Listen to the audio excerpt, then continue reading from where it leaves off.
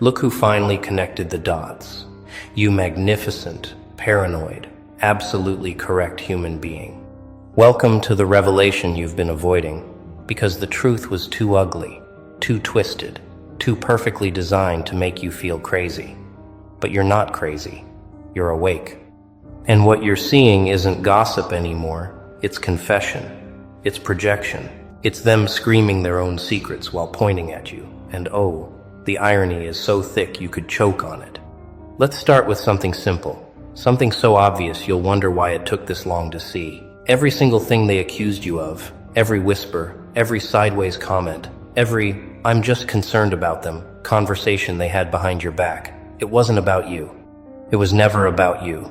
It was their autobiography written in invisible ink. And you beautiful, trusting fool, you thought they were describing you. They called you manipulative while pulling strings you didn't even know existed. They called you fake while wearing masks so thick their real face forgot how to breathe. They called you selfish while draining every resource, every emotion, every ounce of energy you had left. And you believed them, didn't you? Even if just for a second. Even if just in that 3 a.m. spiral where doubt creeps in like smoke under a locked door. But here's the thing about projection. It's not just a defense mechanism, it's a confession under oath. When someone obsessively talks about what you're allegedly doing wrong, they're not analyzing you. They're narrating their own behavior. The cheater who constantly accuses you of cheating. The liar who questions every word you say. The manipulator who warns everyone that you're the puppet master. It's not insight, it's a mirror, and they're too blind to see their own reflection staring back. They're literally telling on themselves while thinking they're exposing you, and the tragic comedy of it all is they can't stop. They're compelled. They're addicted to projecting because facing their own truth would shatter the fragile reality they've built. Let's talk about why they needed you to be the villain so desperately, so urgently, so completely. Because if you're the problem, then they're innocent. If you're the manipulator, then their schemes are justified. If you're the toxic one, then their poison becomes medicine in their twisted narrative. They needed you guilty because your innocence made them visible, made their darkness impossible to ignore, made the contrast so sharp that anyone paying attention could see exactly who was who. So they launched a campaign, a quiet war, fought with whispers and implications, with concerned tones and strategic silences, with carefully placed doubts designed to spread like infection through every mutual connection you shared. And for a while, maybe it worked. Maybe people believed them. Maybe you lost friends, opportunities, peace of mind. Maybe you spent months, years even, trying to prove your innocence to people who were never going to believe you because belief wasn't the point. Control was. They didn't want truth. They wanted a narrative they could live with. A story where they weren't the villain, where their actions made sense, where their cruelty had justification. But here's what they didn't account for. The truth doesn't need your belief to exist, and eventually, the mask slips. The projection becomes too obvious. The patterns become too clear, and people start noticing not what you're doing, but what they're saying about you, and how strangely specific it all sounds. You ever notice how their accusations had details, vivid details, scenarios so specific you wondered where they even came from? That's because they came from their life, their choices, their guilty conscience narrating itself through your name. When they said you couldn't be trusted, it's because they were already betraying someone. When they said you were using people, it's because they saw relationships as transactions and assumed everyone else did too. When they said you were playing victim, it's because they were terrified of their own accountability, terrified that if they stopped playing offense, they'd have to play defense. And their defense was non-existent. Every accusation was a confession. Every criticism was a self-portrait. Every warning about you was an autobiography they were too cowardly to own. And the beautiful thing, the absolutely poetic thing about projection, is that it has an expiration date. You can only blame someone else for your own behavior for so long before the pattern becomes visible, before the story stops making sense, Before people start asking why this person is so obsessed with someone they claim to want nothing to do with. Why are they still talking about you months after you stop talking about them? Why do they bring you up in conversations that have nothing to do with you? Why does your name live rent-free in their mouth when you've evicted them from your mind? It's because you're not the subject of their gossip. You're the character in their confession, and they can't stop confessing because the guilt is eating them alive from the inside out. Let's get specific. Let's talk about the types of projections you probably encountered, the flavors of confession disguised as concern. First, there's the loyalty projection, where someone who's been disloyal to everyone they've ever known accuses you of being untrustworthy. They've backstabbed their way through life, switched sides whenever convenient, sold out people for personal gain, and yet somehow, you're the one who can't be trusted. It's almost funny if it wasn't so calculated.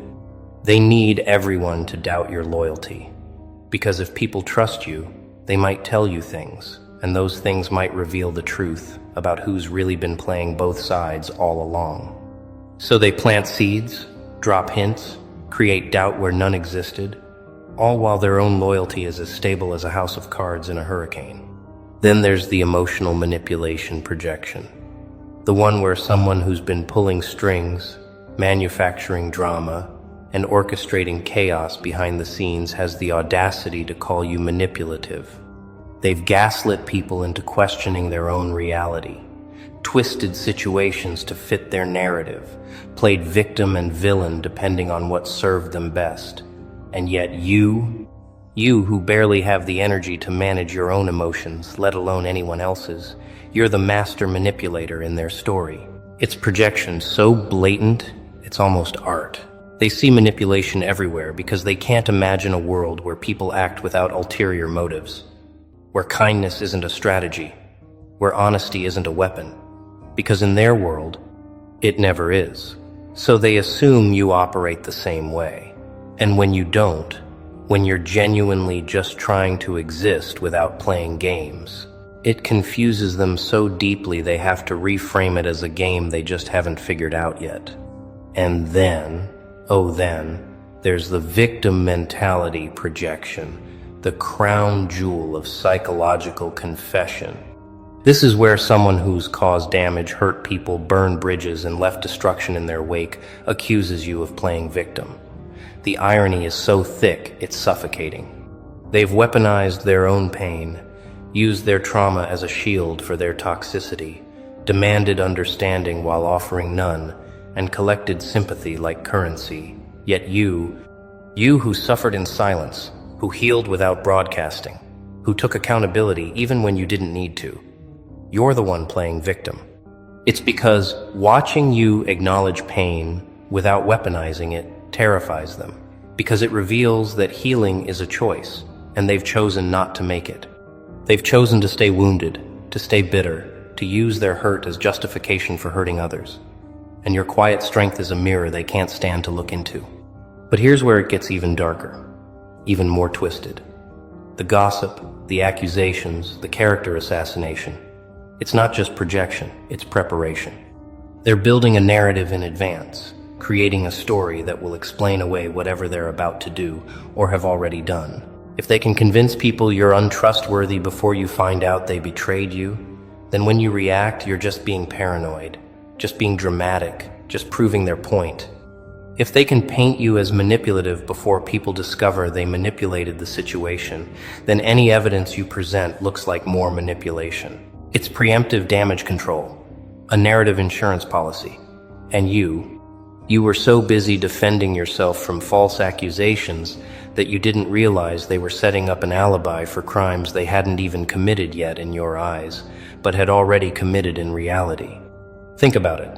How many times did their accusations come right before you discovered something? Right before a truth came out? Right before the mask slipped? It's not coincidence, it's strategy. They needed people to doubt you before you had reason to doubt them. They needed your credibility destroyed before their actions came to light. They needed the narrative set so firmly that when you finally spoke your truth, it sounded like exactly what they'd been warning everyone about. It's psychological warfare, and the weapon is your own reputation turned against you, sharpened with lies, wielded with gossip, and aimed at your throat before you even knew you were in a fight. And the confession, the real confession, is in the timing, in the desperation, in the urgency with which they needed everyone to see you as the problem. Now, let's talk about what happens when the projection starts to crack, when people start noticing the patterns, when the gossip stops landing the way it used to. Because projection has a fatal flaw, it requires other people to believe it, and belief requires consistency. But projectors aren't consistent because they're not telling a true story. They're telling a useful story, and usefulness changes. So the narrative shifts. First you were manipulative, then you were crazy, then you were jealous, then you were obsessed. And wait, hold on, which one is it? The story keeps changing because it was never about what you did. It was about what they needed people to believe. And different situations required different villains. But eventually, people notice. They notice the story doesn't add up. They notice the intensity doesn't match the crime. They notice that for someone who claims to want distance, this person sure can't stop talking about you. And that's when the projection becomes a noose. Because once people see it, they can't unsee it. Once the pattern is clear, every past accusation gets re-examined. Every whispered warning gets questioned. Every dramatic retelling gets analyzed, not for what it says about you, but for what it reveals about them. And suddenly, all that gossip becomes a confession tape playing on repeat for anyone willing to listen closely. The cheating accusations reveal their infidelity. The lying accusations reveal their dishonesty. The manipulation accusations reveal their control tactics. It's all there, every crime they committed listed clearly in the accusations they made against you. And the evidence isn't in what you did, it's in what they couldn't stop talking about. Because guilty people can't help but confess, they just do it by pointing at someone else. Here's the part that probably kept you up at night, the part that made you question everything, the part that had you wondering if maybe, just maybe, they were right about you.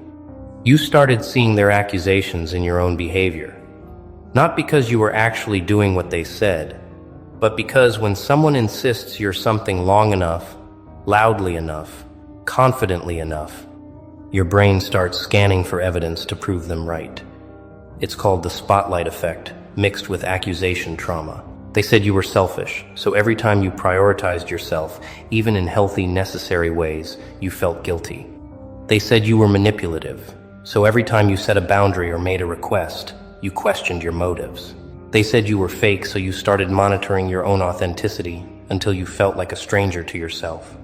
That's not evidence of their accuracy, that's evidence of their impact. And it's exactly what they wanted, you doubting yourself so thoroughly that you'd never doubt them. But let's flip the script, literally. Let's talk about what you actually did that made their projection so necessary, so urgent, so vicious. You existed authentically in a space where they needed people to perform. You healed in an environment where they needed everyone to stay broken so their dysfunction felt normal. You set boundaries in relationships where they needed unlimited access. You grew in circles where they needed everyone to stay small so they could feel big. You saw through their masks in a dynamic where everyone was supposed to play along.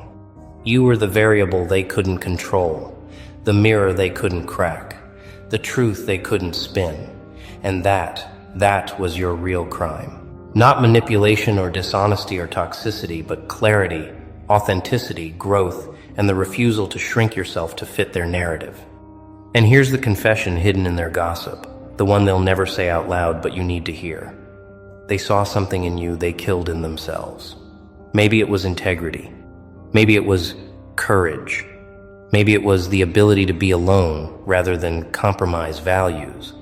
Maybe it was self-respect. Maybe it was healing capacity. Whatever it was, they recognized it, mourned it, resented it, and decided if they couldn't have it, they'd destroy it in you, or at least convince everyone else it wasn't real. The gossip was grief. The accusations were envy. The character assassination was their suicide note for the person they could have been, should have been, chose not to be, and watching you be that person anyway was unbearable. So they tried to kill it by proxy, tried to murder your light with their words, tried to bury your truth under their lies, and called it concern, called it protection, called it anything but what it was, which was a confession of their own spiritual bankruptcy. Let's go deeper, because we're not here for surface observations. We're here for excavation. The specific things they accused you of, write them down if you haven't already. Look at the list, really look at it. Now ask yourself, who in this situation actually demonstrated these behaviors? Not in your anxious imagination, not in your trauma-soaked analysis of your own actions, but in objective reality. Who actually manipulated situations? Who actually lied consistently? Who actually used people? Who actually played victim while victimizing others? Who actually betrayed trust? Whose actions, not whose accusations, match the crimes listed? I'd bet everything the answer isn't you, the answer is them, and the proof isn't in their words about you, it's in their actions toward you, and everyone else unlucky enough to enter their orbit. Here's a pattern you probably noticed. They accused you of things that would be almost impossible for you to definitively disprove. How do you prove you're not manipulative when any defense sounds like manipulation to people primed to see it? How do you prove you're not playing victim when talking about actual harm sounds like victimhood to people invested in the abuser's narrative? How do you prove you're trustworthy to people who've been told you're a liar, when anything you say gets filtered through that lens? You can't, and that's the point. They chose accusations that were unfalsifiable, untestable, based entirely on interpretation and perception, because those accusations don't need evidence, they just need repetition. Say something enough times with enough conviction, and it becomes truth in the minds of people who don't investigate, who don't question, who just absorb and repeat. And the confession in that strategy is simple. They knew they had no real evidence, no concrete examples, no actual proof, so they trafficked in vibes and implications in the power of suggestion, because facts were never on their side. And what about the intensity, the obsessive quality of their gossip? Normal people don't spend years talking about someone they claim to dislike. Normal people move on. Normal people forget. Normal people live their own lives without needing to narrate someone else's. But these people, they couldn't stop, couldn't let go, couldn't move forward without dragging your name backward. Why? Because you weren't just a person to them, you were a symbol. You represented something they needed to defeat, an idea they needed to kill, a possibility they needed to eliminate. Maybe you represented the life they could have had if they'd made different choices. Maybe you represented the person they pretended to be before the mask became permanent. Maybe you represented freedom they traded for control, or peace they sacrificed for power, or authenticity they buried under performance. Whatever you represented, it haunted them, and the only way they knew how to exorcise that ghost was to destroy the symbol, to assassinate the character, to eliminate the evidence that another way of being was possible. But here's the thing about symbols. You can't kill them with gossip. You can only make them stronger. Every accusation that didn't stick became armor. Every lie that got exposed became a lesson. Every person who saw through their narrative became an ally. Every moment you didn't break became proof of something they couldn't comprehend, which is genuine strength. Not the performative kind, not the loud kind, not the aggressive kind, but the kind that endures, that outlasts, that survives, specifically because it doesn't need validation, doesn't need vindication, doesn't need anything from the people throwing stones. And that strength, that quiet, unshakable presence in the face of their storm, that was the final confession you forced from them without saying a word.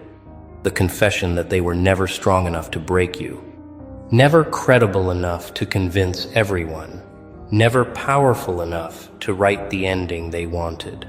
Now let's address the people who believed them, who repeated the gossip, who participated in your character assassination, either actively or passively. Here's what you need to understand. They're not all evil. Some are just lazy. Some are just cowards. Some are just so desperate to be on the winning side they'll believe anything the loudest voice says. Some genuinely thought they were helping by warning others about you. Some were manipulated just as much as you were, just in different ways. And some knew exactly what they were doing and chose cruelty anyway. But here's the part that matters for your peace. Their participation in the lie doesn't make the lie true. And eventually, when the projection becomes undeniable, when the patterns become clear, when the truth comes out the way truth always does, those people will have a choice. Admit they were wrong or double down on the lie. And that choice? That will reveal who they actually are, not who they claim to be when it was convenient. The confession in the gossip is complete when you realize they told everyone exactly who they were. They just used your name. They confessed to manipulation by accusing you of it. They confessed to dishonesty by questioning yours. They confessed to toxicity by labeling you toxic. They confessed to selfishness by calling you selfish. They confessed to playing victim by accusing you of it. They wrote their entire autobiography in the margins of your life story. And if you read it right, if you see it clearly, you'll realize the gossip was never about you. It was always, always about them. And the tragedy, the absolute tragedy, is they'll never admit it. They'll never take accountability. They'll never apologize.